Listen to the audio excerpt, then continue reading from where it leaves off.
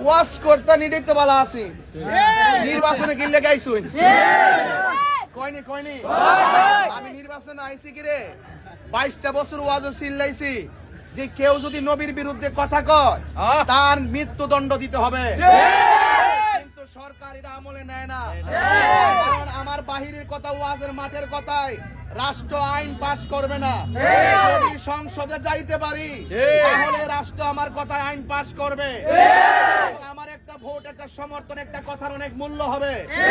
এই জন্য আলেমরা সংসদে যাওয়ার দরকার বাংলাদেশের খেটে যাওয়া মানুষের সম্পদ যখন রাষ্ট্রীয় কোষাগারে জমা হয় ওই সম্পদ দিয়ে আপনার আমার সবার বিভিন্ন রাষ্ট্রের কাজে ব্যবহৃত করা হয় আপনার আমার ট্যাক্সের টাকা দিয়া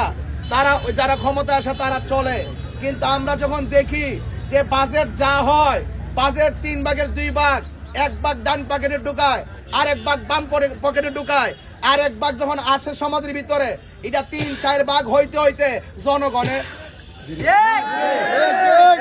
তখন এই আলেমরা যদি ওখানের মধ্যে যায় ইসলামী মূল্যবোধের মানুষ যদি কোনো ক্ষমতা যাইতে পারে তাহলে সরকারের পক্ষ থেকে যে বাজেট আসে ওয়াল্লাহে লিল্লাহে ওয়ালির রাসূলে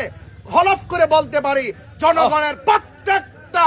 অধিকার প্রত্যেকটা চাওয়া প্রত্যেকটা বাজেট রন্ধ্রে রন্ধ্রে দায়িত্বহীন ভাবে পৌঁছাইয়া দিবে এই জন্যই আলেমরা নীতির কথা বলবে আদর্শ কথা বলবে আর যারা মাইরা খায় তারা ধরা খাইবে